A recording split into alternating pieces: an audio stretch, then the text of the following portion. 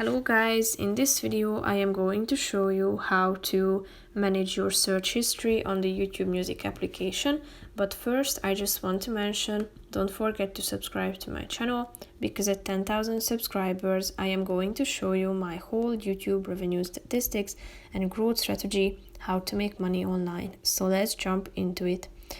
First of all, open the application on your phone.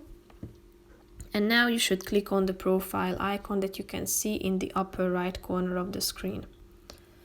Then tap on settings, click on privacy and location.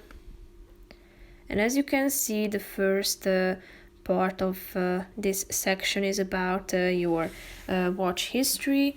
As you can see, if you click on the first button, you will be able to manage your watch history. Here you can save your history by clicking on the first icon. As you can see, the YouTube will save the videos that you watch and things you search for in order to give you better recommendations. You can turn off this function by clicking on the off button.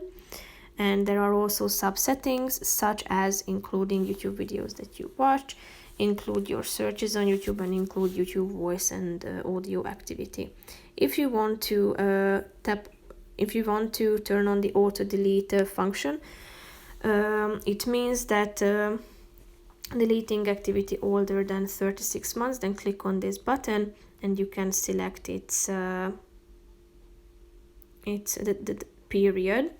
So here you can select 3 months, 18 months or 36 months, or you can also select the don't auto delete activity as well. If you go back, you can also pause your watch history, manage your search history. Here, like saving your YouTube history, auto delete it. And as you can see, there are your the songs and videos that you have searched for.